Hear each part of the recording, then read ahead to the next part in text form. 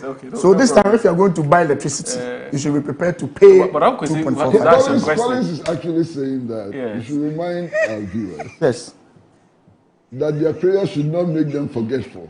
Yes, you shouldn't forget. They should know that prayers sometimes can confuse. You shouldn't forget. He's repeating it. Yeah, you shouldn't forget. Whilst you are praying, don't forget that this is also happening.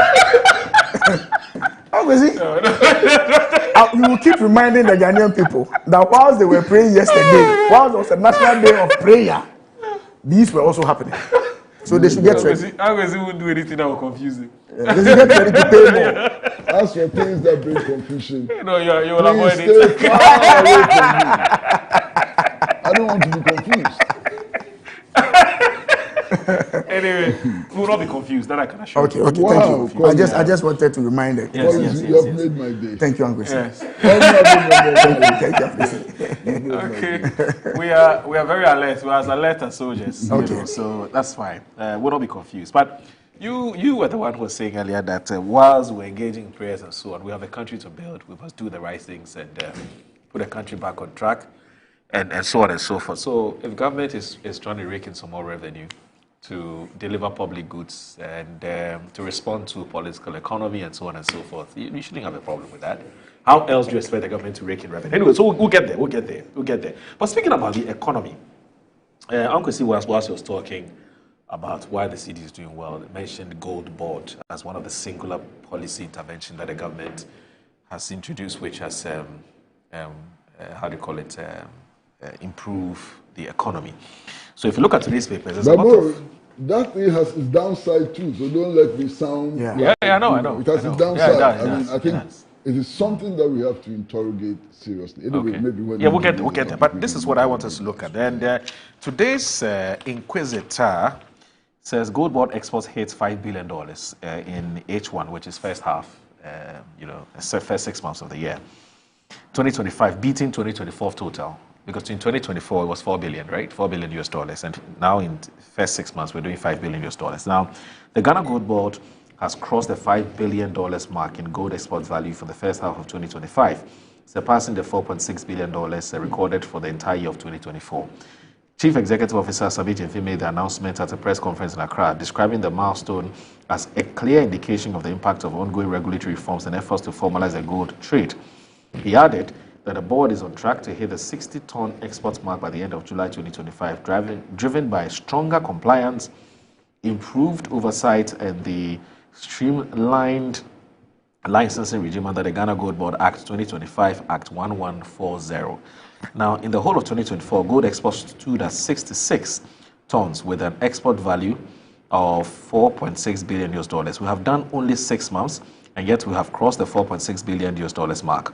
We have gone beyond $5 billion, and in terms of volumes, we have done 50 tons in over, and we are optimistic that by the end of next month we would have hit 60 tons. Sabi Jemfe emphasized that Gold Board remains committed to playing a strategic role in boosting foreign exchange inflows and supporting macroeconomic stability. This month alone, we have brought in nothing less than $900 million US dollars in forex for the Bank of Ghana. And so, if the Bank of Ghana has enough forex liquidity for the market and for government obligations, and the cedi is strong and stable, it is because of some of these things the Gold Board is doing. Meanwhile, effective today, July 1, anybody who trades in gold without obtaining a license from the Gold Board does so illegally, as all the previous licenses issued by the defunct previous Precious Minerals Marketing Company and the Minister of Lands and Natural Resources for Gold Trading have been rendered redundant by the Gold Board Act. So it appears that Gold Board is doing some great things, and this is beginning to be felt in the economy and so on. Collins, I'll start with you. Yes, what do you think? $5 billion is quite huge. Yes, quite significant. Yesterday, something happened on the floor during the debate of the 360. Okay. There seemed to be some issue with the exchange rate. Okay. I think when you go onto the Gold Board website, they were quoting above the Bank of Ghana rate. Okay. They were doing about 12 point something per cedi. Right. Bank of Ghana is still hovering around 10.2, 10.3. Yeah. And then some black market people are even 13. Are even 13. Yes. I think these are things that we should try as much as possible to tidy up. Tidy up. Otherwise, the gains that you expect, may not reflect on the ordinary Ghanaian. But what do you think is accounting for these? I just don't know these what discrepancies. I don't know. Maybe speculation. I don't know what. I mean, from 10.20 to 12 something on the black market. On the black market now. Even some of them are doing 13. Yeah. Some of them are doing. But this is normal. Yes. No, but It's always been the case that the Bank of Ghana rate is lower. That is true. But we're than talking the about black the market gap, rate. the size of the gap. It's almost 3. That's almost 3. That is normal. No, check all the rates before. I get the point you are making, Ankwesi. What is intriguing is that just a month ago, black market was also doing about 10.5. Okay. Yes, that's what is intriguing.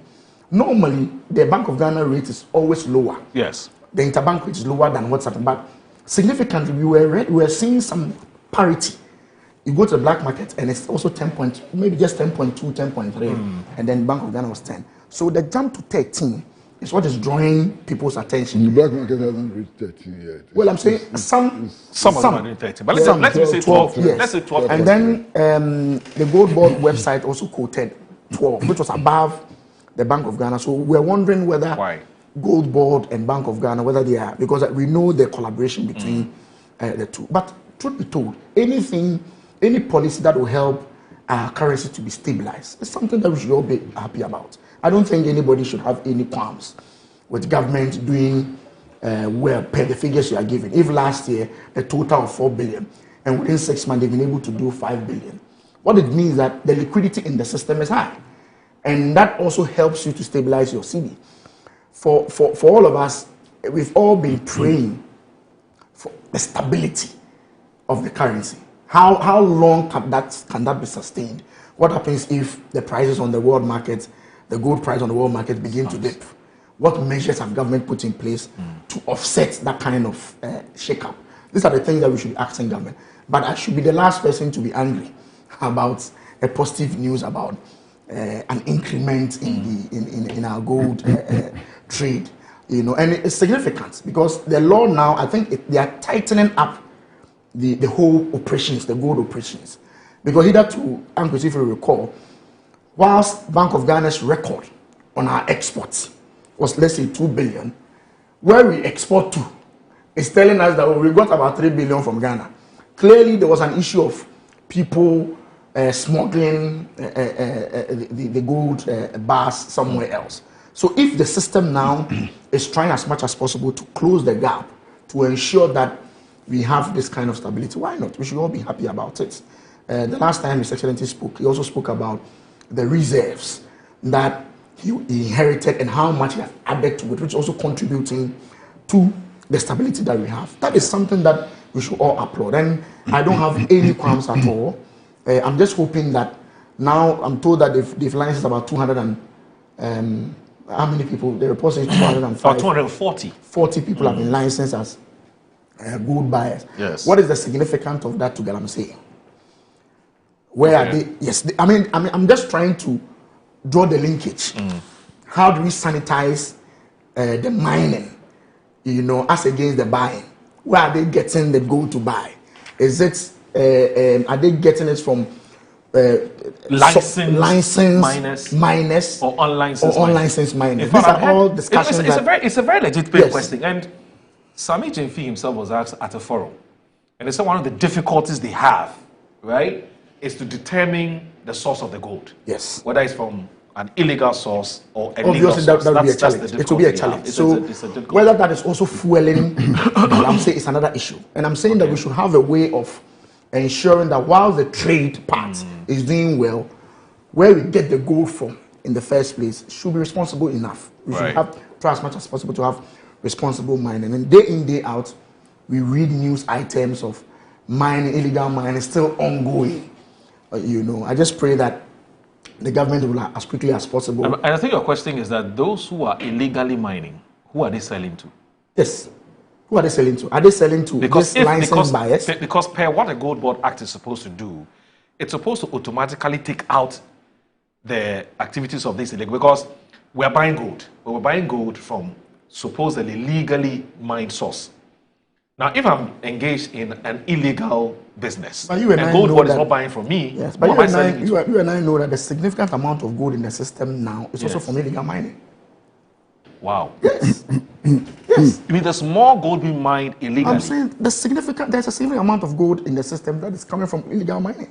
That is the truth. That's a fact. Yeah, some more. How is it? Sometimes we make economics, sound like rocket science, eh? Like rocket science. It is not. The application of common sense and a study of trends and so on establishes economic principles. Right. You don't have to go to university to be professor before and so on. Just apply your common sense. You see, one, gold is a non-renewable mineral. True. Agreed. A fact. And you don't have to be a professor to know this. True. It's a non-renewable resource. Yes. Okay. Which therefore means that reliance on gold, especially absolute reliance on gold, is not a sustainable thing. The mere fact that it is not renewable. Yeah, it's depleted. Because it will get to a point when it will finish. It's not infinite. It's not infinite. It's not renewable. It's finite, yes. You understand? So it is not sustainable. Now, what are we doing now? We are buying gold in quantities which are unprecedented. And that is a credit to the gold board. You understand? And using that to buy dollars in order to shore up the city. Right. It is working for now. It will not work for all time. Because gold is a non-renewable mineral. Okay, that's number one. Number two, if you check the statistics, what we are getting today with all the things that Sami Jemfi has said and so on is far in excess of what the big mining regular companies are producing. True. Far in excess. Far in excess of what the licensed mining companies are producing. So the legitimate question then is, where is the gold coming from? Could it be coming from Galamsey operations? Could it be gold smuggled from neighboring countries and so on? It's a legitimate question. And we need to answer that question. Now, however, having answered that question, another question pops out. Let us imagine that 10% of the gold we are buying, 20% of the gold we are buying is coming from illegal mining. Now, if you don't buy it, what happens to that gold? Smuggle it. And what is the effect of that on the national economy? So we need to have a holistic approach, to all of these issues and so on. Now, something significant has happened, and I've heard a lot of people talk about it, and sometimes I wonder whether they really understand the currency business in West Africa. I think they don't. You see, the cedi appreciated in value to the point where it was exchanging at 10 to a dollar. Within a couple of weeks, it has appreciated to 12.3. In spite of the fact that we are still buying gold, and we are using the gold to buy dollars to shore up the strength of the cedi. You mean it's depreciated? Yes. It's depreciated to 12. So what is happening? Now, the intelligence people will tell you that the money trade is a West African thing. It is not Ghanaian. It's a West African thing. So money changers in Togo, Benin, Nigeria, La Côte d'Ivoire, and so on, they study the West African market. When they realize that dollars are available in Ghana cheaply, they rush to Ghana to buy and take it out. You understand? So you can sit in Ghana, take all the right measures and so on. If you don't control the money trade in Togo, in Benin and Nigeria, it's like pouring water into a basket. That's true. So we need to understand the transnational nature of the money trade. If you don't understand the transnational nature of the money trade, you'll be beating about the bush. And that is why I thought that organizations like ECOWAS and so on must play an important role in the collective development of the economies of West African states. These measures ought to go finally to ECOWAS. ECOWAS has to adopt a common position on currency trading. Because we alone as Ghana cannot fight this battle and win. Because it's a transnational trade. You understand? But I haven't heard anybody speak about this transnational dimension of the value of our currency and so on. Then there's another point. What are we looking for? Are we just looking for a strong cedi, or we are looking for something else? Because you see, the strength of the cedi has multiple effects on multiple sectors. So when the cedi appreciates in value, exporters suffer. That's true. That's a fact, basic economic fact. When the cedi appreciates in value, especially within a very short time, and the value of appreciation is so high, exporters suffer shocks. So then, in relation to tinkering with the value of the cedi, we ought to be thinking about what kind of economy do we want to build? Do we want to build an export-led economy? Or we want to build an import-consuming economy? Or do we want to create a balance between the two? That goes hand in hand, as they say in France, in French, para passo, with the tinkering with the cedi. Pari passu. Oh, thank you, sir. Thank you. Thank you. My friend teaches me this. No, that's why we're here. Yeah. That's why we're here. Thank you. Pari passu. Pari passo. Yes. Pari passu. Pari Passu. Yes. Thank you, sir. Yes. You know. Hand in hand. But that's the point I'm making. Okay. So we've got to be thinking multi-dimensionally. Otherwise, we'll be beating about the bush. Right. You understand? Right. Now, look at the world. Look at the whole world. Japan, take Japan. Japan doesn't have a strong currency, does it? No, it doesn't. And you think that the Japanese could not take measures to strengthen their currency? They can if they want to. But Japan depends largely on exports. Look at Ghana. I haven't counted, but just from looking, watching our streets and so on, it would seem to me that about 70 to 80% of the vehicles on our roads are Japanese made. Yes. Okay? Yes. Now, if you strengthen the Japanese currency, It becomes more expensive to buy them. those vehicles become more expensive. The European market, the American market, and so on become the beneficiary True. of a strong Japanese currency. Yes. You understand? China, what is the strength of China's currency?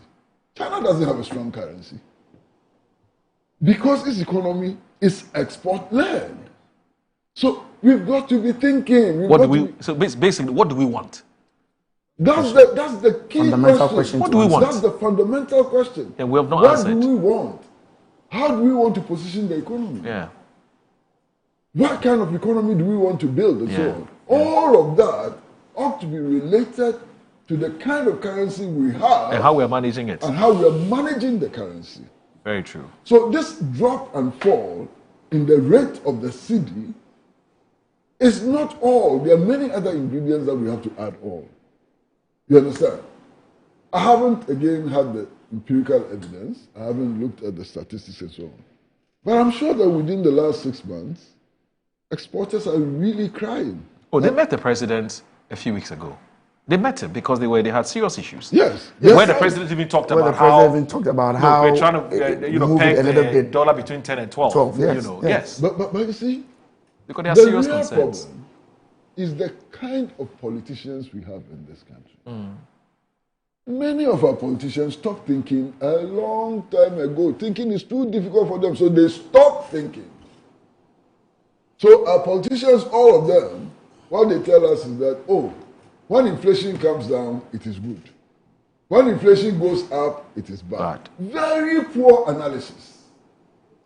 The politicians come and tell us that when the city's strength increases, oh, good news. When the city's strength falls, bad news. Poor analysis, extremely poor analysis. Indeed, lazy, very lazy analysis. And these are the politicians we have.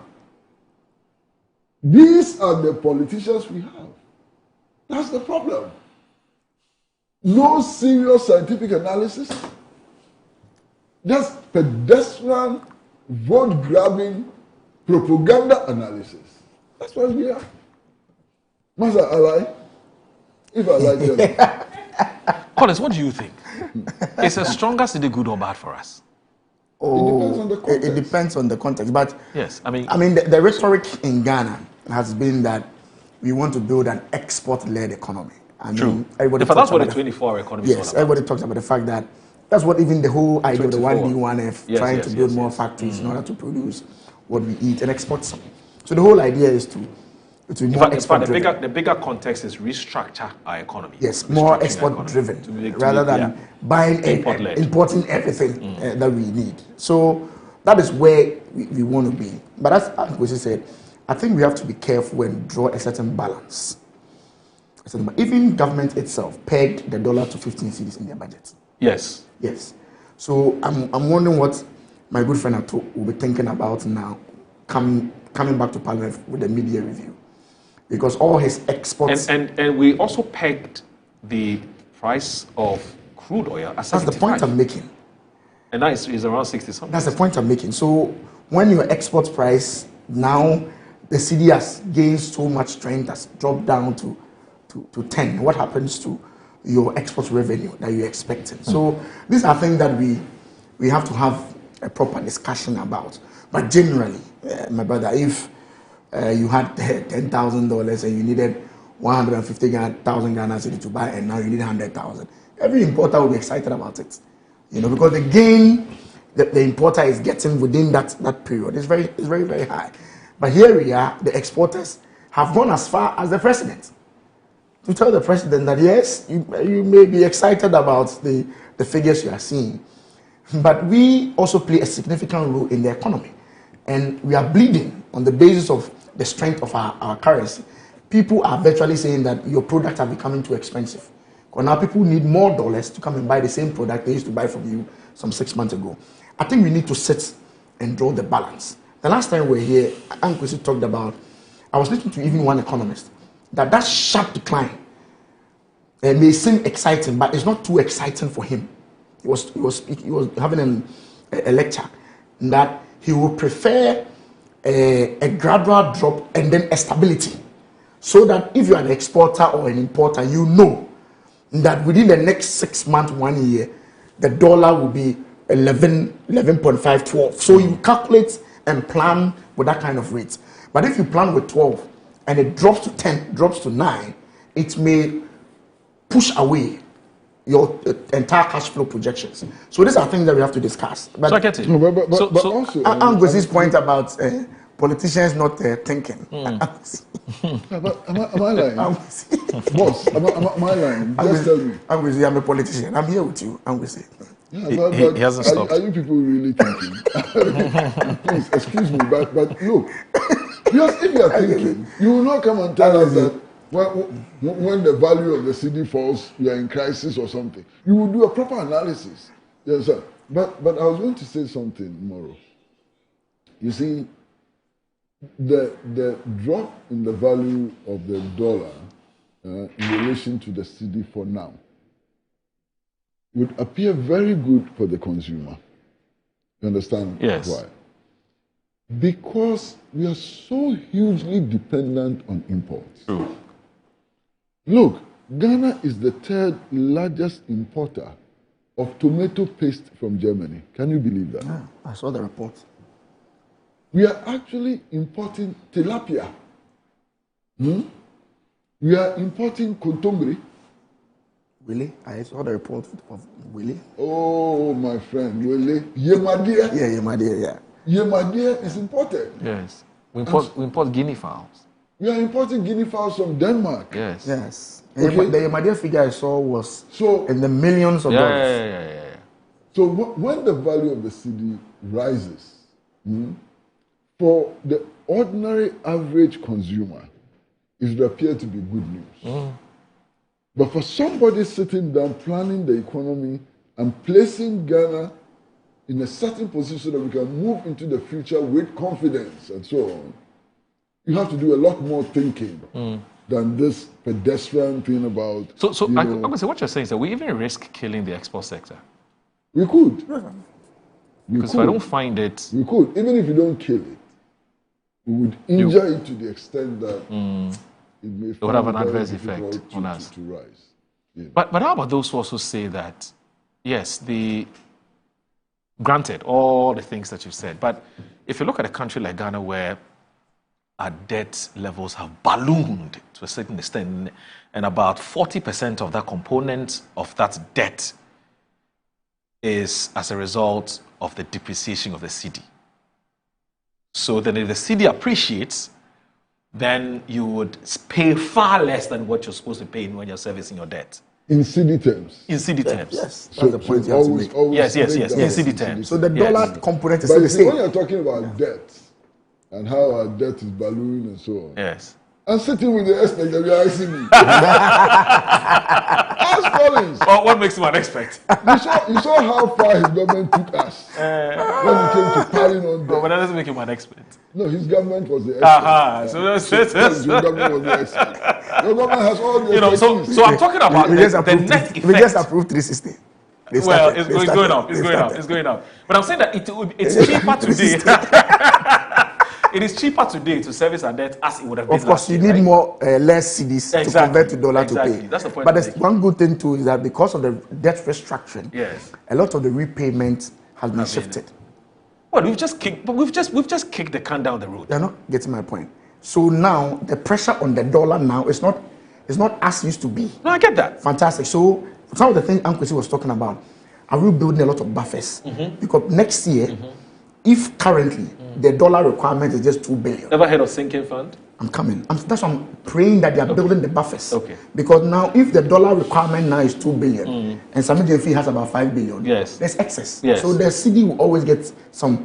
What if in the next year you then have to start the repayment? In addition to the 2 billion request now, you need about another 3 billion. Yes. Then you have a challenge. Yes, I get that. So that is why I'm praying that I'm sure the managers of the economy understand this, and they will be building some buffers so that when the time comes for the repayment, you not be boxed. So essentially, the point you're making is that even these buffers we're talking about, these reserves you're talking about, is incumbent. It's incumbent to the extent that it's only a matter of time. The whole idea of the sinking fund is to build some money for some repayment. So that when the time comes, you are not caught pants down. Okay. That's the whole idea. Okay, so we don't necessarily have to tax. Yes, that's the whole idea. Yeah, that's the whole idea. I get it.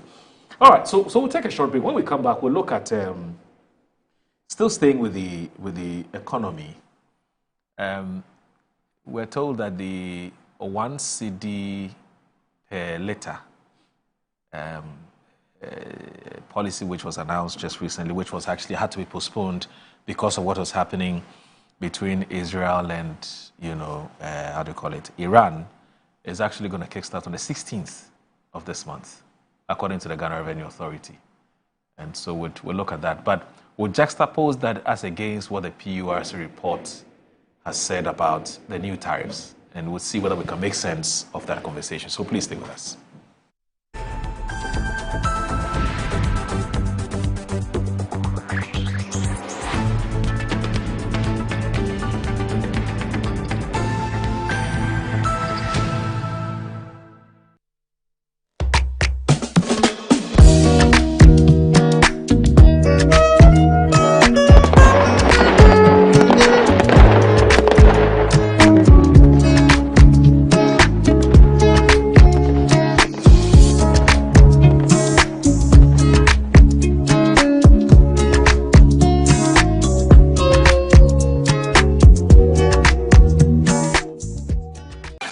Are you a headmaster, headmistress, Parent, teacher, or an educator looking for high-quality textbooks for preschool, primary, and junior high school students? Look no further than Advocate Publishing Company. Advocate Publishing Company is a leading publisher of educational materials in Ghana that publishes very engaging, interactive, and comprehensive textbooks that meet the needs of students, teachers, and parents. Our textbooks are thoroughly published to make learning fun and easy. They are also designed to stimulate critical thinking, problem solving, and creativity in students. Make Advocate Publishing your preferred choice for all your educational needs. Explore our range of textbooks and educational resources. Visit us at the old GNTC yard near Kingsway, Accra. You can contact us on 0503 786 776 or 02408 06354, also 0531 600360, and connect with us on Instagram, X, and Facebook at Advo Publishing. Don't settle for less. Choose the best. Advocate Publishing Company, empowering young minds one textbook at a time. Thinking publishing, think Advocate Publishing. Wabedum tamaso J. Watch it, na learning. Missy, watch and learn. Makwaya mabesisia. Abozege. Akache say no ya konate and the more drink woman. Hey. But I didn't mean. Oh, sorry. She knew her old days.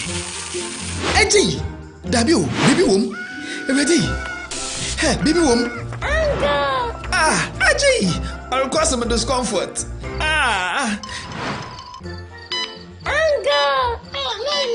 Sorry, well, uncle, where would the dad? Why your funeral? At your phone for Aerofield Trading. Sorry, it killed them all. No mum share nanda danya wash mosquito call is do womunumu. Na say spray with them musa. Try sima edronum ansana ko dynamo. And Kratoi FDA Ajatum.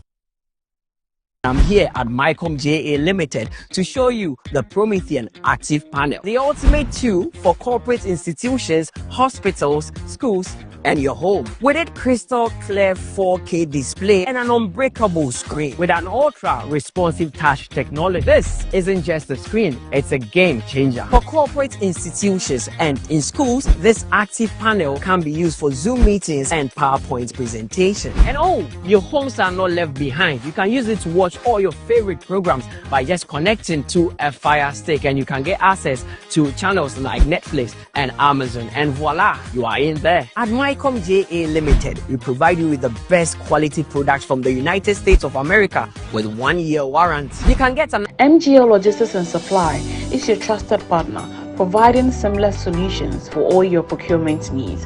From sourcing products to managing imports and exports, we ensure smooth and efficient transactions every step of the way. Whether you require goods from across the globe or need assistance in exporting your products to international markets, we got you covered. General trading is at the heart of our expertise. We specialize in a wide range of products, catering to various industries and markets. As a trusted dealership in building materials, we provide high-quality products that meet the demands of our construction projects. Additionally, we act as manufacturers' representatives, connecting producers with distributors. Our expertise in logistics is the backbone of our operations. We plan and execute transportation and delivery of goods, ensuring they reach their destination on time and in optimal condition. MGO Logistics and Supply, guaranteed satisfaction. Whoopee iPhone papa. You were home. So open iPhones accessories papa dia menhwe baby a me wakwa ba EBA phones and accessories. Sabani EBA yeton iPhones any ho accessories. iPhone 50 XL cost 16 Pro Max. Accessories ye wo charger, AirPods any iPhone ho akade nyina. Nianoma ye ni sika pudu e de beto iPhone. Say ya ankrankre, boja and na say abon adwuma ye phone nyina. For 40% beji iPhone bia ope. Na ni aka no, wo de bosome miensa. Etua ne nkakra. E kwan ya obefa so de atwe ani. Dial *713*5571#. Oba, sheno so se wo de wo Ghana card. Ene nia e kire se wo ye adwuma. Hwehwe ye kire kwan e wo circle mo. Ene tiptoe line ni modern photos enchen ho a. Afenso, se wo ba American mo a, ye ni odo rice ene di nhwani. Kumasi so yewo Edum Central Prisons runabout Ejekum Abonsan. Freya, our numbers na ebu screen is no. EBA phones, no hassle cry. Mommy.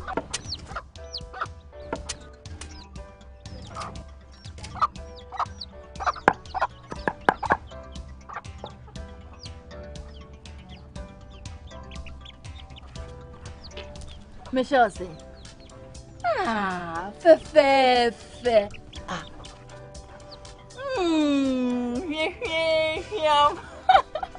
Different era, better result. Time has changed and time has brought Kel Charcoal Toothpaste, healthy gums, anti-cavity, fresher breath, and it whitens teeth.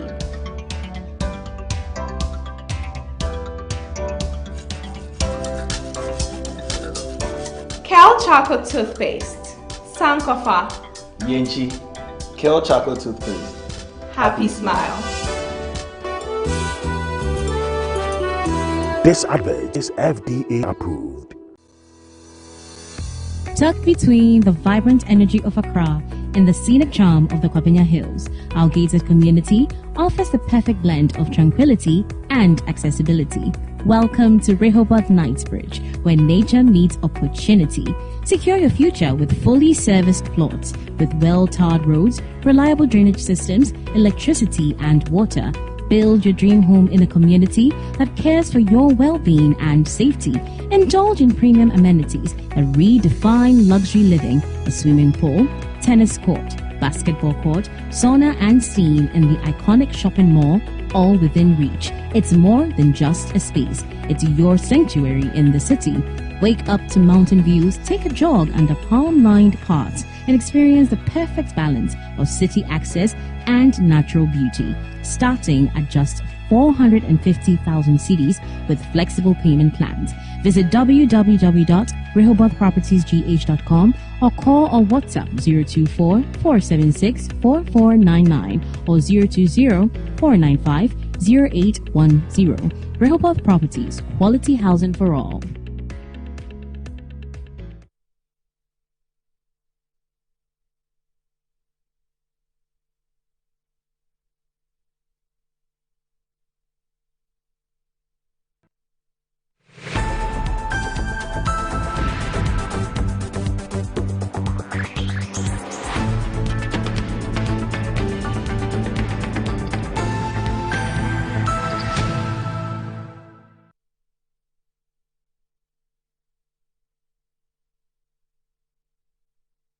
I'm here with Mr. Kwesi Pratt Jr., who's the managing editor of the Inside newspaper, and also Collins Aduma Komensa, who is the MP for Efija North, right? North. Efija Kwabre North. That's for this is your constituency. I will have to be learning it every day. Efija Kwabre North. All right, so I talked about the commencement of the new levy, which is called the, you have deemed it Dumso levy, isn't it? Yes. And some have said instead of Dumso, let's make it D-levy. So I have something here from the Ghana Revenue Authority. It's an announcement by the Ghana Revenue Authority, and it's on the, so it was issued on the 1st of July 2025, which was yesterday, and it says commencement of the implementation of the Energy Sector Levies Amendment Act 2025, Act 1141. Reference is made to our previous communication dated 13th June 2025, which announced the postponement of the implementation of the Energy Sector Levies Amendment Act 2025, Act 1141. This decision was taken in consultation with the Ministry of Finance and the Ministry of Energy to allow for a comprehensive monitoring of global market conditions and to safeguard recent gains in domestic pump prices. We're pleased to inform you that following a thorough review of prevailing market indicators and in line with the government's commitment to ensuring stable economic conditions, the implementation of the Energy Sector Levies Act 2025, Act 114, will now commence effective 16th July 2025. Now, as previously communicated in TIO number 2025/004 dated 9th June 2025, Act 114 introduced an amendment to the following services, and it gives a breakdown. Now, it says there's there's motor spirits, gas oil, heavy fuel, and blah, blah, blah. It goes on and on and on and on and on. And talks about the old rate, gives us the old rate, and then gives us the new rates. That's post-implementation, as you can see, as put up. You see that, you'll see the shot on your screens. And it says all stakeholders are hereby directed to take note of this new effective date and ensure full compliance with the provisions of Act 1141. The Integrated Customs Management Systems, ICOMS, has been updated to reflect these changes, and all relevant calculations will be automatically applied to declarations from the effective date. Your cooperation is vital to the successful implementation of this critical revenue measure, which is essential for Ghana's energy sector stability and overall economic development. Thank you for your continued understanding and compliance. Signed, Anthony Kwesi Sapong, Acting Commissioner General, and it's been addressed to all ports and stations and distributed to, so Commissioner Customs or Deputy Commissioner, blah, blah, blah, it goes on and on and on and on and on. So it's coming on the Ejebu is happening 16th of July of this month. You have raised your serious objection to this increment, but it appears that it's going to happen. What else do you intend to do? Well, I'm sad, and I raised objection because I felt that the government has not been truthful enough to us. And there are enough documentation to prove that. Okay. I mean, I just have the budget here. And I don't know if you have a copy of the budget. You can just go to paragraph 264. They were very clear in their mind that they do not intend to increase the levies. It was clear. And with your permission, I can read it. Consequently, without increasing the levy, we will also review the Energy Sector Levies Act to consolidate the Energy Sector Debt Recovery Levy, Energy Sector Recovery Levy, Delta Fund, Sanitation Pollution into one levy, and use the proceeds to cater for the energy sector shortfalls and service the inherited debt service obligation. This is what they told us. But they came back to Parliament to increase it. We also told, if you recall, and I've read it here, the memorandum that accompanied the amendment, that this money is going to be used to buy fuel and also pay legacy debts, even in the budget. But it's very clear to everybody that this money is not going to pay any legacy debts. It's just going to be used to purchase fuel. Just recently, just 2-3 days ago, PURC has also come out to say that they are increasing electricity by 2.45%. In fact, one of the factors they applied in getting to this level was fuel. So I'm very clear in my mind that they were not candid enough with the Ghanaian people. I was hoping that the suspension would have been upheld. In fact, we even called for a repeal of this 1 Ghana cedi. But it seems government is bent on doing it. What else can we do?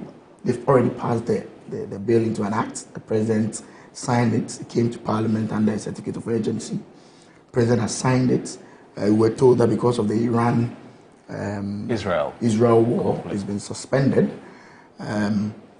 Now I can see that the turbulence in that area has subsided a little bit, and that is why they are back. It's a 6-day cessation. Yes, I don't know whether it can resurface again. What happens if it resurfaces? Are they going to suspend it again? Everybody was also worried that there were no sunset clause in the amendment. What it means that it can be in perpetuity, So I'm not for it. I've made my point very clear because I believe very strongly that government was not clear and candid with the Ghanaian people, even from the onset, reading from the budget, from the memorandum that accompanied the levies up to this point. So I wish that this burden is not pushed onto the Ghanaian people. And one of the reasons, if you recall, was that the cedi had stabilized. Yes, but now you are seeing a little bit of a jump in the exchange rates. Some quoting 12, some quoting 13. What is the effect of that? Because we're told that because of the gains we're making with the exchange rate, this will not have any major effect.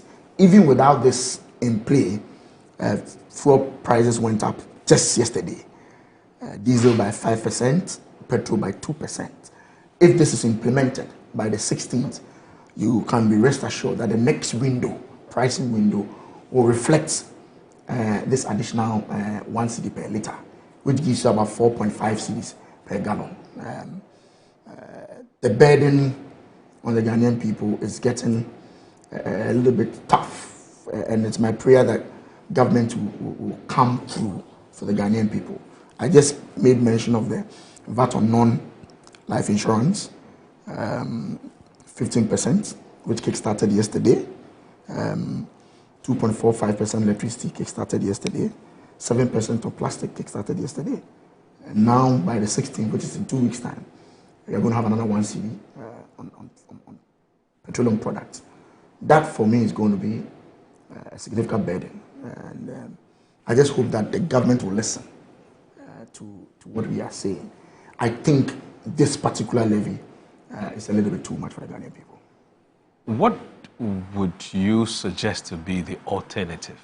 What would you have done if you were in the shoes of the minister government? was in Parliament, and we did indicate to him that we are in full support of his reforms policy. He indicated to us that he intends to carry out a major reform within the energy sector, particularly ECG.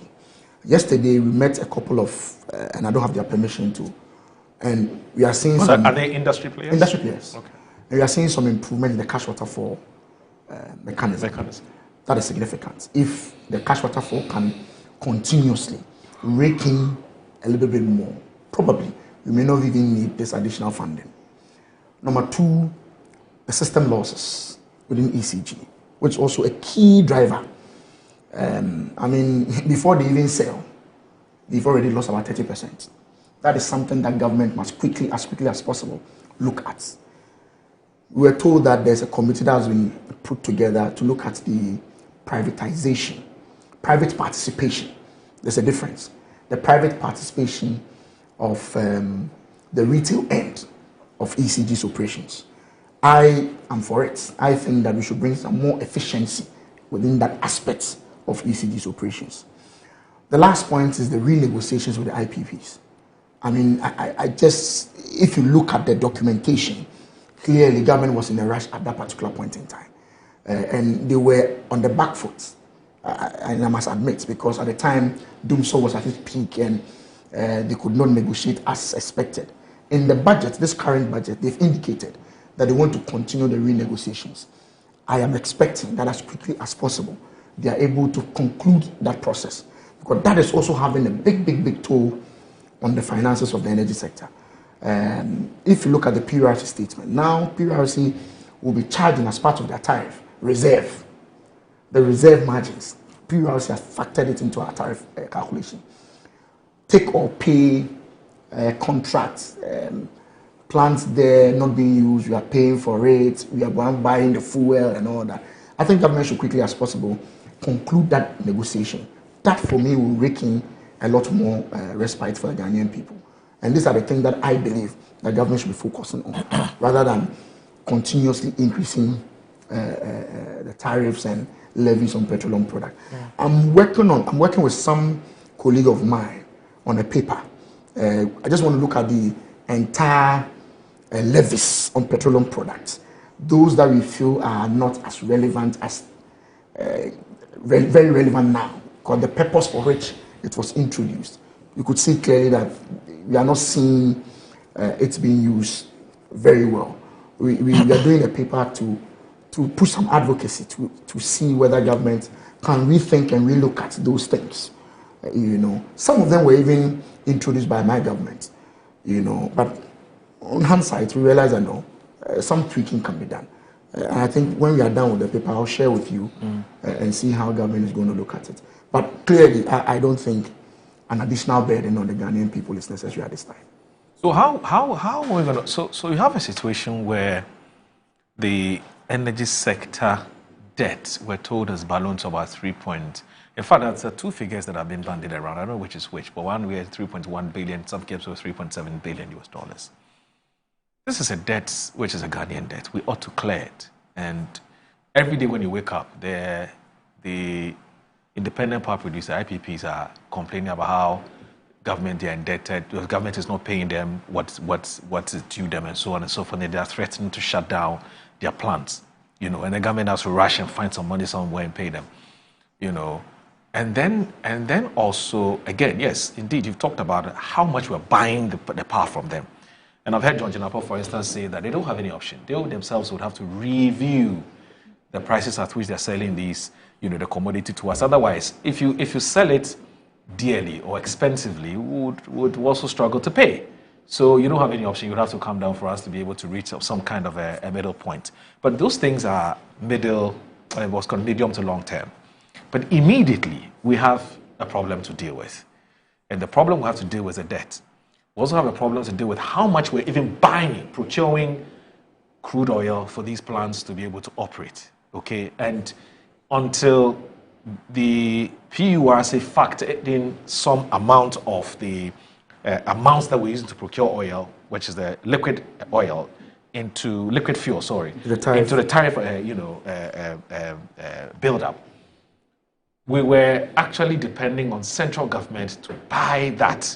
And that's what's, the Eswaleku administration did, of which you were a member, were told, because I'm told it was the president said, look, if you add it, it would have far-reaching implication on how much you're going to pay for tariffs. And so take it out. But then what it means is that government would have to find money from somewhere to buy this particular commodity. I mean, these are clearly things that you cannot wait whilst all of these structural, adjustments are being made. So how do you deal with the current? Is the solution the one Ghana cedi? I mean, they've done their modeling.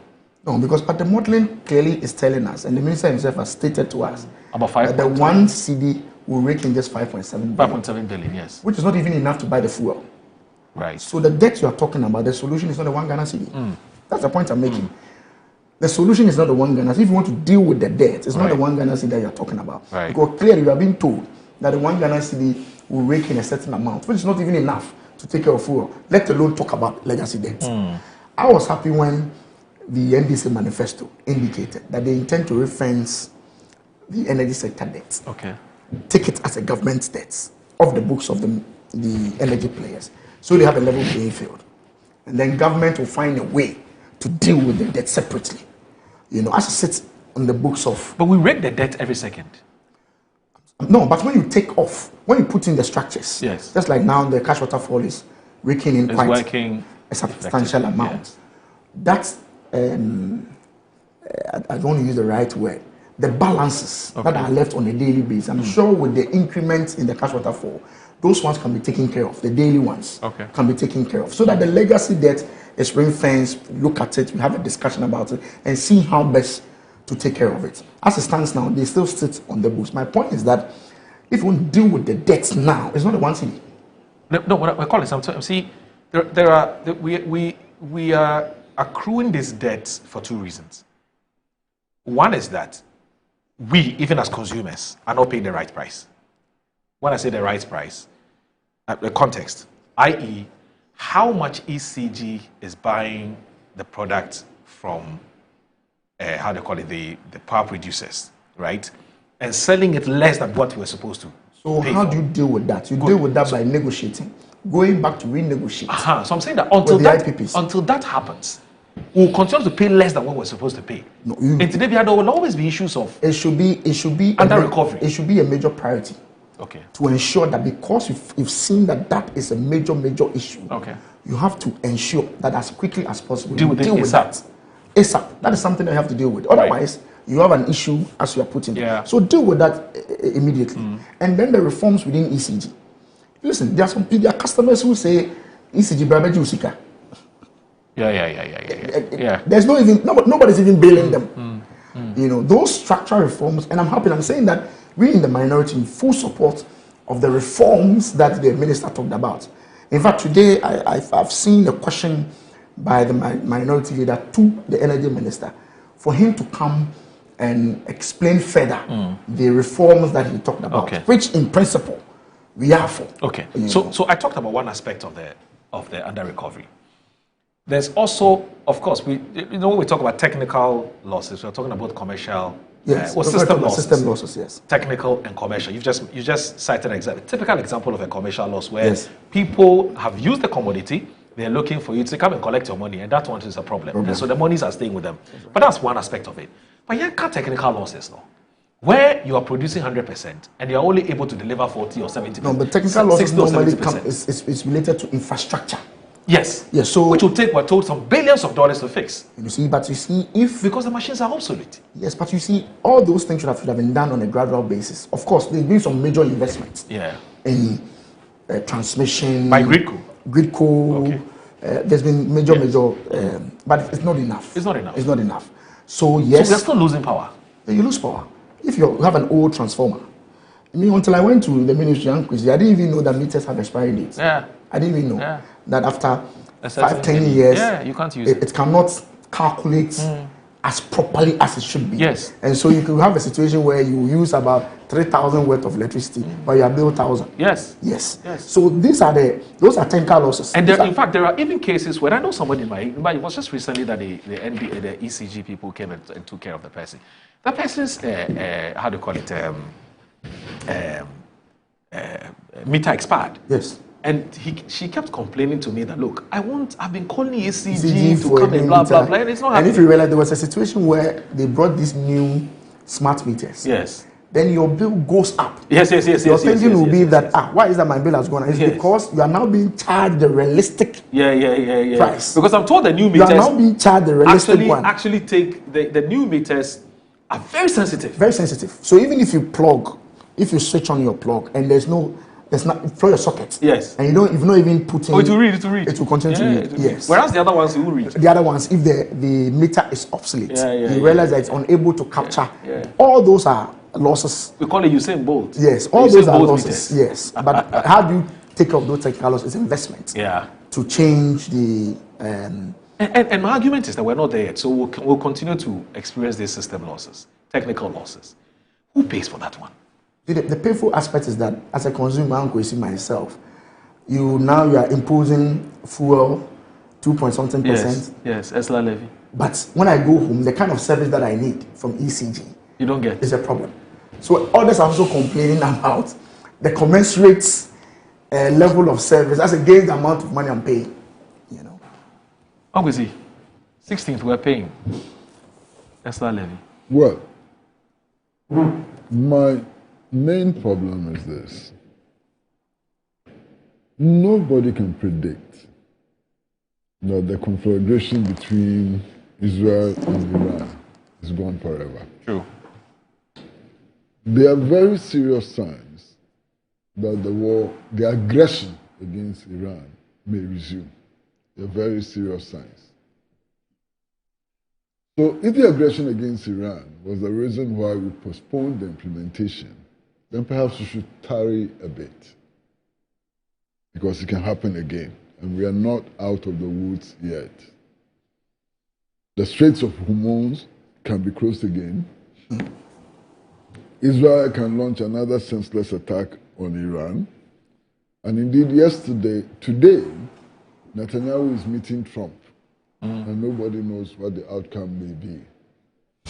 The Iranians have promised a very strong retaliation if they should make the mistake of attacking them again, and so on. There's now discussions about a 6-week ceasefire in Gaza. And this morning I was listening to the Palestinian Authority foreign minister, and there are still substantial doubts about whether that can happen and so on. So the region is not stable yet. And I'm wondering what went into making this decision of starting to implement this levy now. That's one.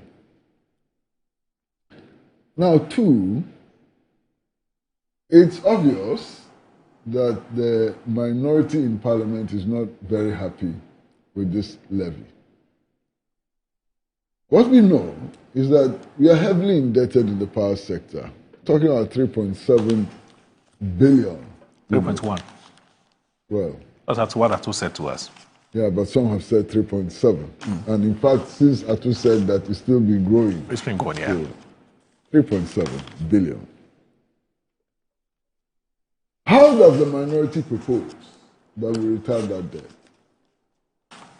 Because it's not enough to come and tell us that you're opposed to the levy. Yes, fine, you're opposed to the levy. We all agree.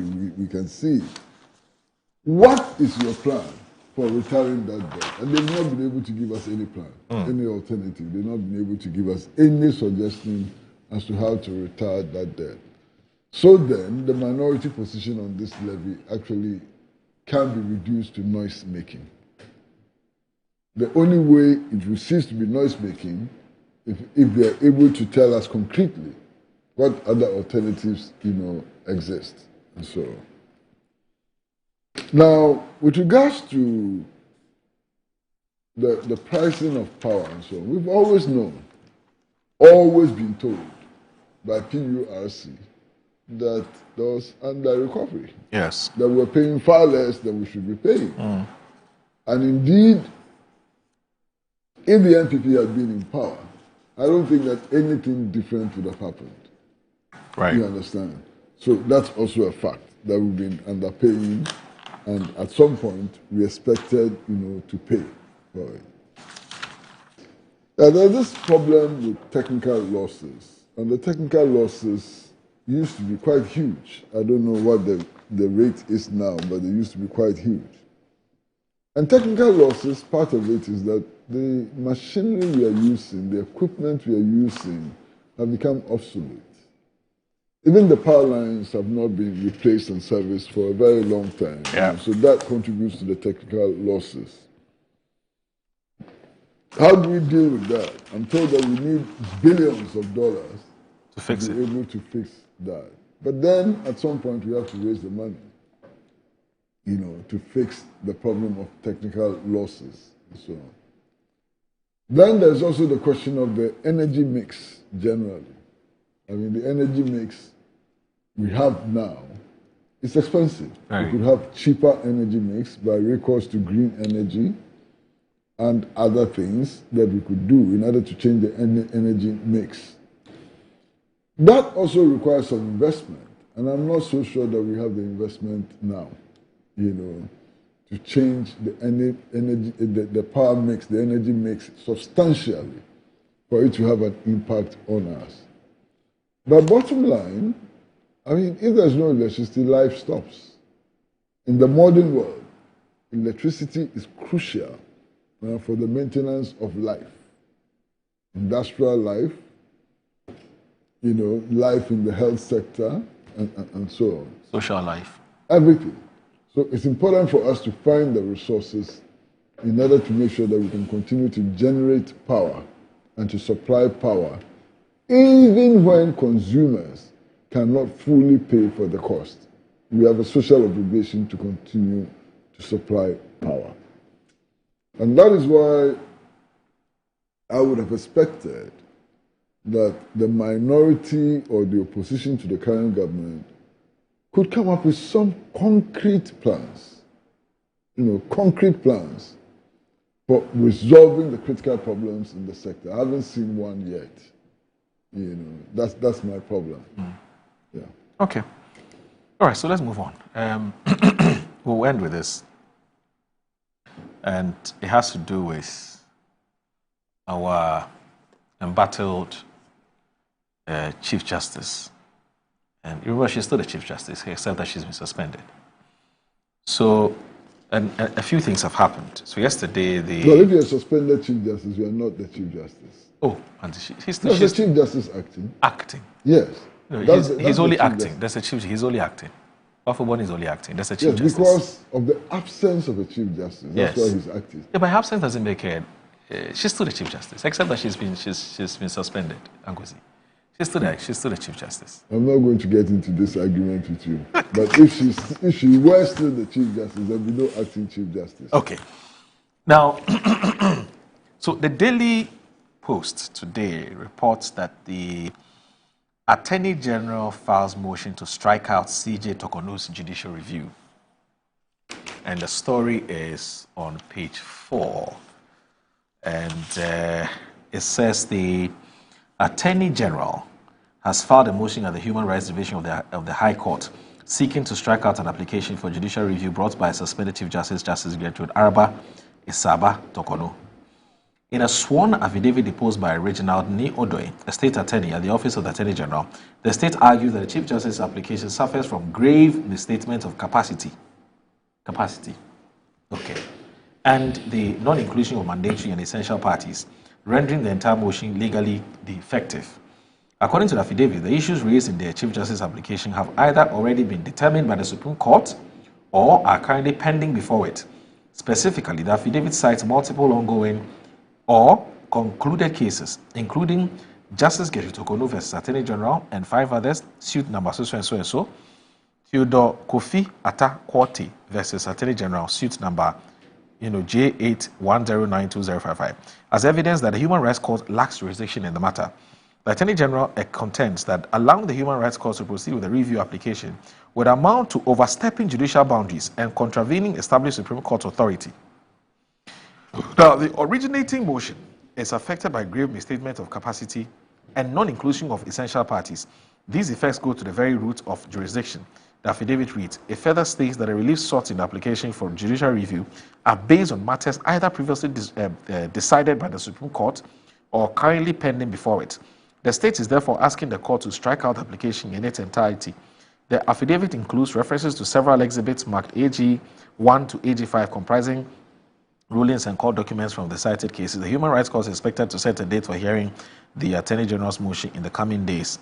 So that's what it is. But closely related to this is the story in today's Daily Statesman. It says we can't politicize justice delivery, and the story is on page 2. And it says that the president of the Ghana Bar Association, Efua Gate, has cautioned against the politicization of the country's judicial processes, particularly in relation to the ongoing proceedings concerning the potential removal of the Chief Justice, her late Chief Justice Gertrude Araba Isaba Tokonu. Delivering an address at the annual commemoration of the Martyrs' Day, the GBA president reminded the nation that the defense of judicial independence was not a matter of personal loyalty, but a principled stance rooted in the fundamental ideas of democracy and the rule of law. The Ghana Bar Association, as well as other legal associations, both local and international, such as the Commonwealth Lawyers Association, Magistrates and Judges Association, and Commonwealth Legal Education Association, as a matter of principle, have made their voices heard on the ongoing process for the removal of the Chief Justice of Ghana, and late Chief Justice Gertrude Tokonu. Now, she emphasized the need for procedural integrity and fairness, expressing the hope that any Superior Court judge who may be subject to such a process would be fully informed of all its implications and afforded the dignity and safeguards that the justice system demands. It is hoped that any Superior Court judge will be well apprised of the entire process before ever being subjected to same in the spirit of fairness. The Bar president further clarified the association's concern over the matter was not driven by personalities, but rather by a sacred responsibility to uphold the independence and credibility of Ghana judiciary. She's appealing for peace, reconciliation, and justice in the country. She also called on Ghanaians to honor the legacy of the murdered judges by upholding the rule of law and resisting political polarization of justice delivery. And it says, we remember these martyrs of the rule of law and will continue to celebrate them, lest we forget what we lived and died for. And that's according to what Efua Gate has said. Collins, your thoughts? Well, I'm not a lawyer. So most of the things you read are... They are legal issues. Legal issues. I'm just looking at the optics. Yeah. As a politician, one of the institutions that we must always guard is the judiciary. Right. When it comes to parliament, it's NDC and PNDC, independent. The executive, obviously political. One of the only institutions that we can all run to when there's a dispute or when there's a problem is the judiciary. And my worry is that if we are not careful and we politicize that institution also, then it becomes a big challenge for all of us. I'm just hoping that this whole process going, I listened to the Chief Justice, and just listening to her alone, sent some shivers down my spine. It's quite difficult that she's going through what she's going through, the ordeal, as narrated by herself in her presser. The Attorney General, by rights, has also gone to court to have it set aside in the petitions is sent. Let's see how it goes in court. But I'm saying that let's be careful how we view our judiciary in order not to erode the confidence that we have in the judiciary. The optics for me looks a little bit untidy. Trying to get the Chief Justice out and all that. I'm just hoping that cool heads will prevail at the end of the day, that the sanctity of that institution is kept for the benefit of all of us. Do you find the presser that she held last week necessary when you heard her say all the things that she said? Well, I'm not too sure if she breached any constitutional provision by the press conference. But some of the things she talked about, as I said, were quite shocking. I've also not heard any other person counter most of the things she said, apart from the government spokesperson who just dealt with an aspects that related to government, and he felt that government did not breach any constitution, and that all the other matters the committee will deal with. Yes. As to the appropriateness of the press conference, I don't think I can judge on my own. I don't know what. She's a lawyer, Chief Justice. I think she's well endowed with a lot of legal team around her to make an informed decision as to why she did what she did, or if this was the only avenue available to her. Probably she tried other avenues. She was not getting the needed space to vent, so she thought that she could come and make this presser. So if you ask me whether it was necessary, I can't judge whether it was necessary or not. I'm sure she's well pleased to decide on that. Yeah. I don't know whether you have read any book by Chimamanda Adichie. She's a Nigerian novelist. So she has a book called The Danger of a Single Story, and she was talking about how Africa is viewed by the foreign world. So and I raised this because it's leading up to a question I want to ask you, which is that she's just told us her side of the story. Unfortunately, we've not heard from the committee, and we will not hear from the committee because they are challenged by Article 4668, which says let's keep the whole thing confidential. Let's treat the whole thing confidentially. So we had a side. We've not heard from the committee. So what can we make from what she said, especially when Wakanede? What do we make from what she said to us? I mean, do you think we should place some premium on what she said because she's Chief Justice, or you think that we should tarry on and listen to the other side? I don't think you can just discount what she said. I don't think she's Chief Justice. She's not just any ordinary Ghanaian, and with no disrespect to anybody. She's a Chief Justice. If you look at the governance architecture, she heads a whole arm of government. So I don't think we should just discount what she said. As I said, I've only listened to the government spokesperson's response to an aspect of a presser which related to government. And essentially, all he was saying is that His Excellency Mr. Mahama has not breached any aspect of the Constitution. All he needed to do was to follow the Constitution, set up a committee and all that. And Mr. Mahama has done so, His Excellency. And he thinks the committee should address the other aspects. And I'm sure one of the lawyers of the petitioners, Mr. Titus Sorry, also indicated that he's not prepared to engage her in the media, and that all engagement will be done at the committee level. Let's see what happens. Meet me there. Meet me there. But my point I'm making is that the optics, my point is that let's try as much as possible to protect the sanctity of that institution called the Judiciary, because that's the only institution we all run to when there's an issue. That's the only institution. Do you think that is not happening? Because you've said this is about the third time you're saying it. I read some more meanings into it. You think it's not happening? You think the judiciary is not being protected? I'm talking about the optics. Okay. I don't know what's the... From where you sit, how does the optics look like? How does it look to you? What do you think? It's I mean, and it's not just that. I mean, the commentary out. It's like government wants to push it out. That's a commentary that you hear from outside. That everything is being done possible to take care of.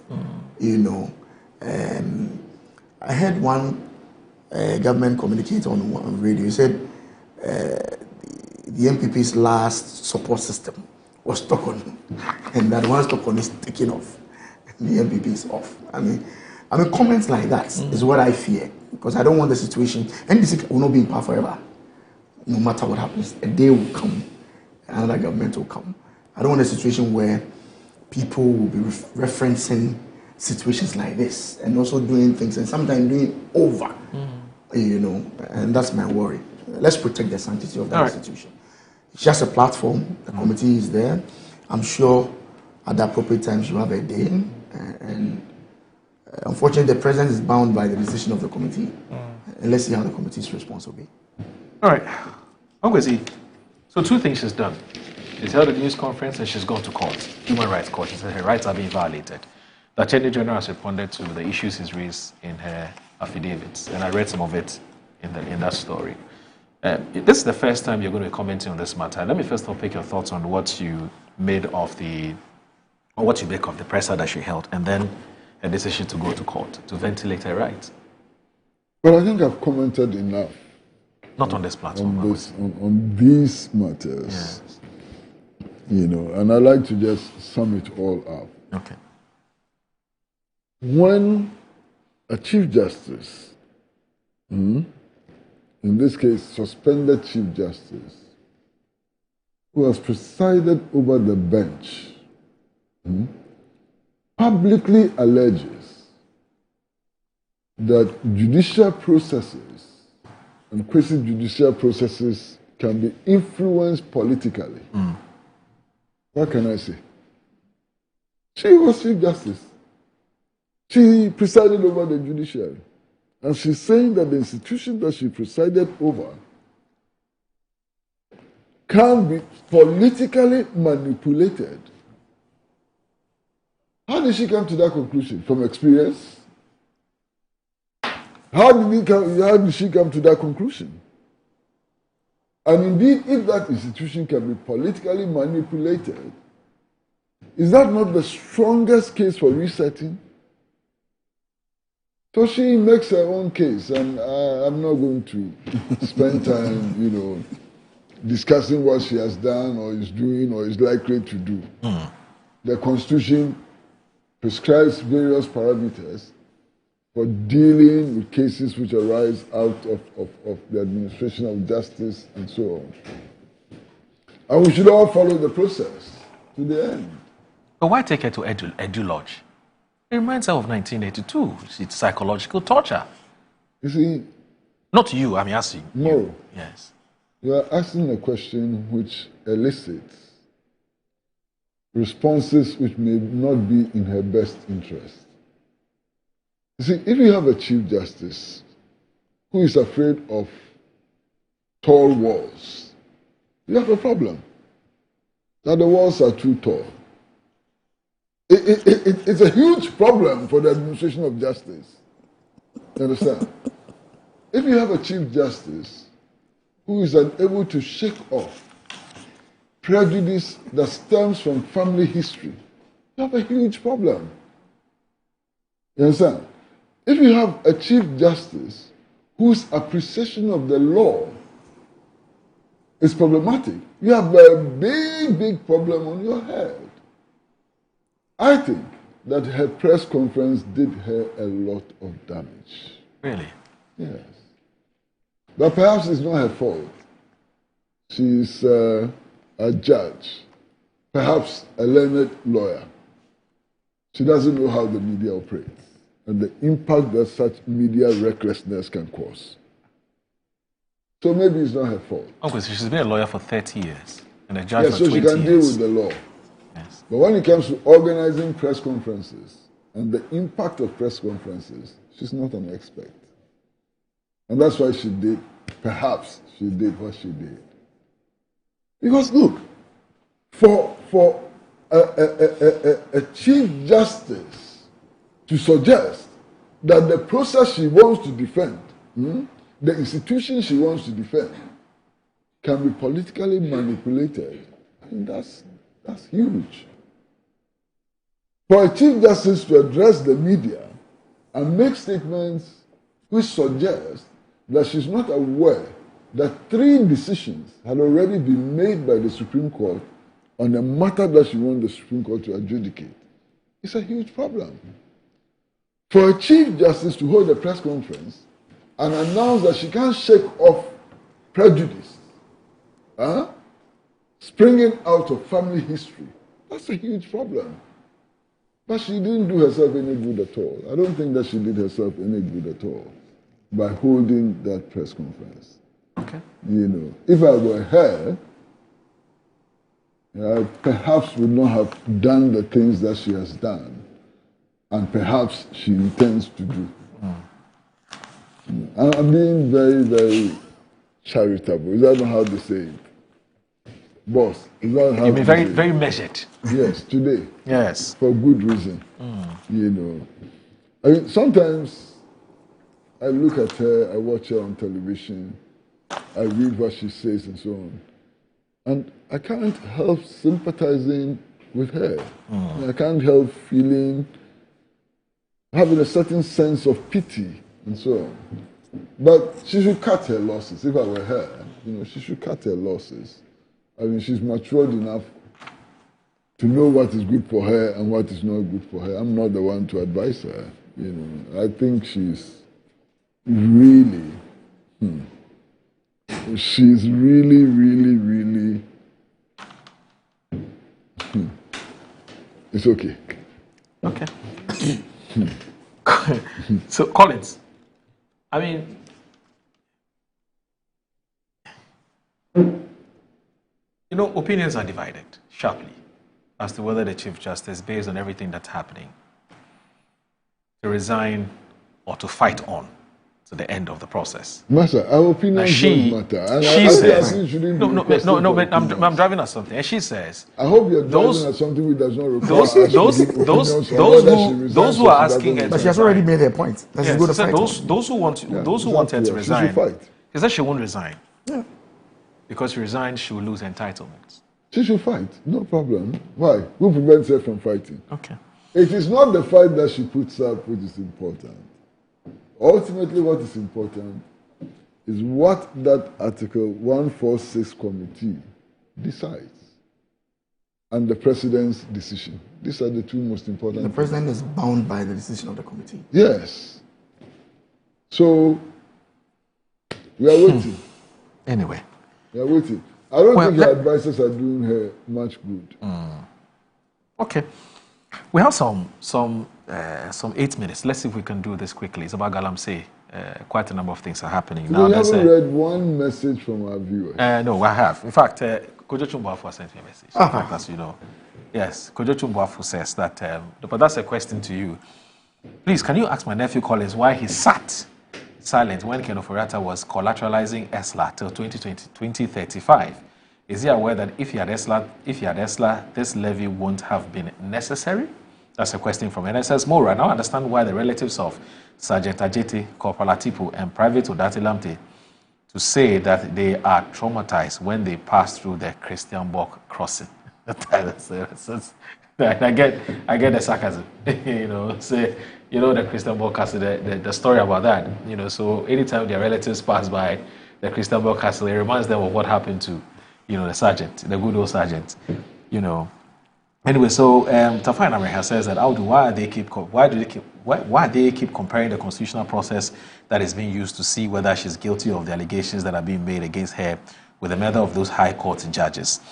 And then this one here from Musa Abatwa in Kumasi says that the GMA should stop pretending they are long GBA. That's for not GMA. They've long acted as a wing of the MPP, and there's no need to deny it. The recent conduct clearly shows where their loyalties lie.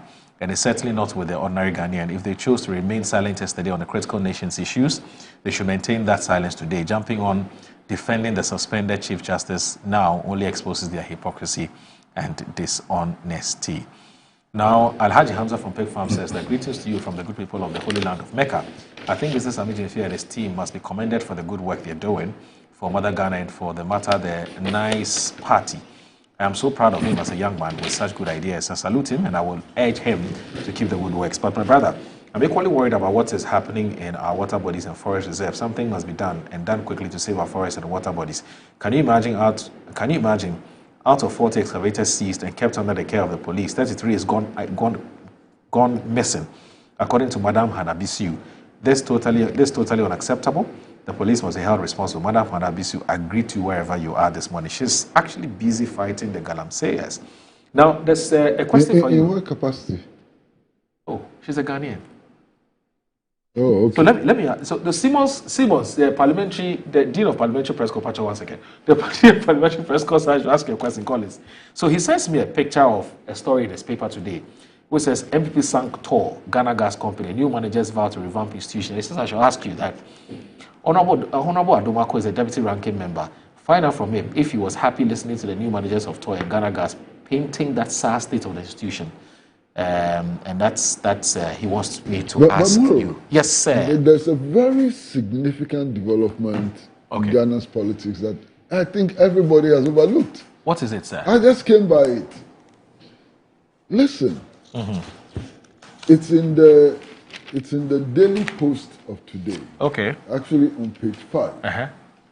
And the headline is Matters Day. Yes. NDC legal director slams attempts to link PNDC to NDC. Oh. And this is a major development, significant development. Let me read it. The Director of Legal Affairs for the governing National Democratic Congress, NDC, Godwin Edodzi Tamaklo, has strongly criticized ongoing attempts to conflate the Provisional National Defense Council with the NDC, describing such efforts as intellectually dishonest and politically motivated.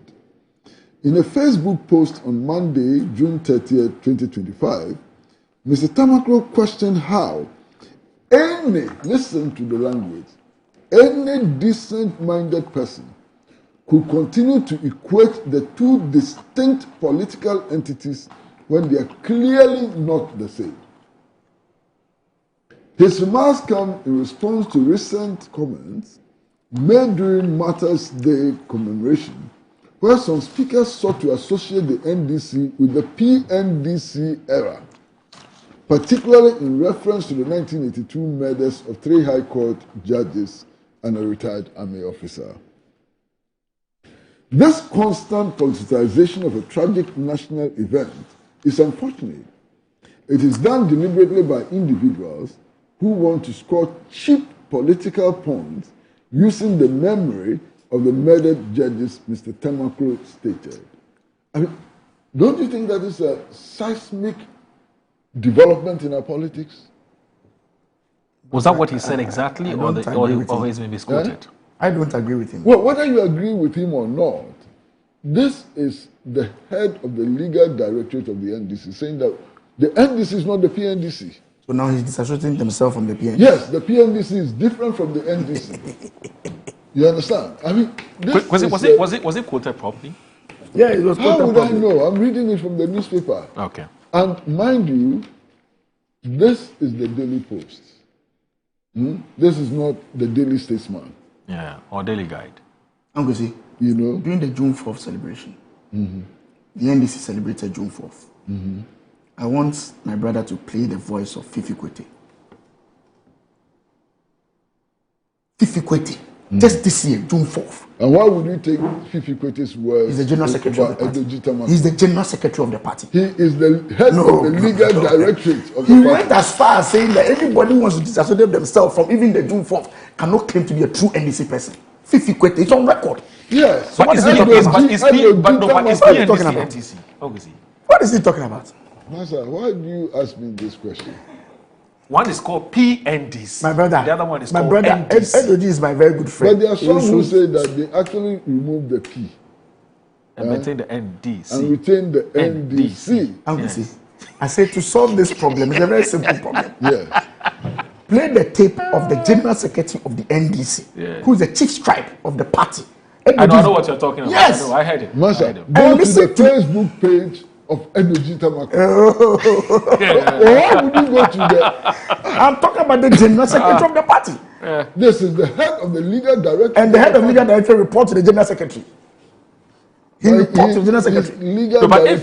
His point is legal directory. No, his point is that obviously his point is that what Fifi said is at odds with what completely. If indeed what it is true. It is true. Yes. What Fifi says is at odds with what Eddie saying. Yes. But you see, the identity is is a legal question. Yes. The identity is a legal question. Yes. Not a political one. Politically, they say. There is some political elements if you drill down, you come to the legal. Yes. As far as AFRs. Edoji cannot take the positive of PNDC and reject the negatives. No, but he's talking law. He's not talking what law? What law is he talking about? It's my when I finish, I'll call him. What law? And a different legal entity. Are you saying that you know the NDC better than Edoji? Are you saying that? I can tell Edoji that Fifi Kwete knows the NDC more than him. How? He's the general secretary. The history tells us the history of Fifi Kwete. He was a member of parliament. He was a communication director. He's not the general secretary of the party. Your general secretary has been making statements that your party people want to beat him up. This has nothing to do with my. This has nothing to do with my general secretary. This has to do with Edoji and his boss. Edoji and his boss, and I'm saying that. I think you are not being fair to Edoji. Oh, I'll call him. But what he's just saying is completely at variance with what his boss said, and I believe his boss. But whatever it is, for somebody as prominent as Edoji Tamakwe, director of the legal department of the NDC, to make such a statement, don't you think it's a very significant statement? Well, if he's disagreeing with his general secretary, fine. They will have an internal debate. But as for us, outside, we know the PNDC and the NDC are one. This is what he's complaining about. The founder of PNDC and all is one person. The leader of PNDC, who was he? No. Why is this statement so important to you? You're not told us. Listen. Yes, sir. Masha, I think that you are deliberately, and I mean deliberately twisting facts. I'm not twisting any fact, I'm busy. Because you know that the declaration of Mr. Rawlings as founder of NDC happened after the fact. That's true. Indeed, it was after 2000 that he was declared founder. Yes. And all of us who know the history of the party, as you can glean from Obeda Samuel's book and statements which have been made by people who formed the Reform Party and so on, it is obvious that he was not a founder of the NDC. Right. No, it's obvious that the only party that he can claim to have founded was the Eagle Party. Right. We know that as a fact, what does the constitution? What does the constitution of the NDC say? No, it says he's the founder. When? After the party has been formed. After the party has won 2 elections. The constitution of the NDC says that. He's the founder of the party. Simple. All right. So you think Edoji Tamakwe doesn't know the constitution of the party? Edoji Tamakwe is wrong in his interpretation. Okay. All right. Today you are shooting. Lawyer. I'm not a lawyer. What I do know is that Uncle Kwesi is the founder of the Wednesday panel.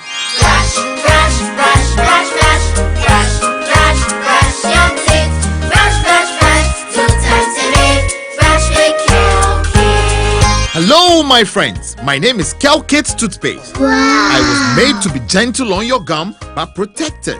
I will protect your teeth from cavity, make your teeth whiter, stronger, keep your mouth fresh all day. And best of all, I'm strawberry flavored. So put on a smile and try me. That's amazing. Just try me. That's my job. If you say so, jump on my brush. Makes your teeth stronger, chicky whiter, chicky stronger. Yay! You did it! I'm glad you like your new toothpaste. Don't forget to brush both day and night. Kelkits, happy smile.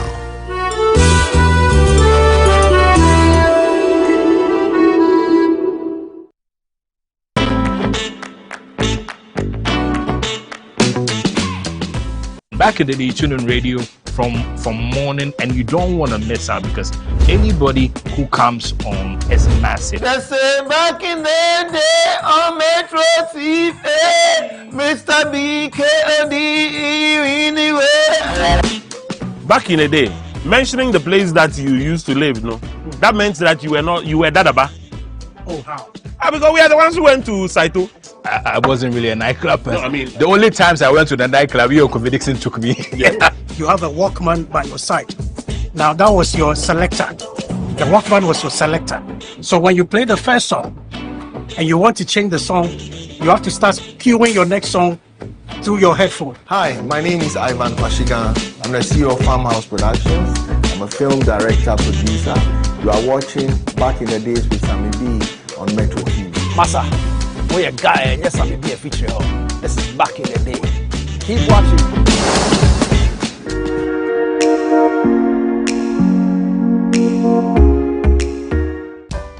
In my line of work, a confident smile is everything. Kel Charcoal Toothpaste keeps me on top of my game and ensures my smile is always radiant and bright. With the tiring nature of my job, we spend several hours under the scorching sun. To keep our teeth white and our breath fresh all the time, we use none other than Kel Charcoal Toothpaste. Kel Charcoal Toothpaste. You're on a Kessie and in a kit one. Samayo Kendini, a who be here, Sametra Sapapadia to a mammy mouthful. Kel Charcoal's natural ingredients, and a bomb is several buying, a man is swing, and a sans of Mama Hotter so a will bedroom. Kel Charcoal Toothpaste. Choose Kel Charcoal Toothpaste for anti-cavity, whiter teeth, and fresher breath all day. Available in 80 gram and 150 gram. Grab yours today. Kel, happy smile. This advert is FDA approved.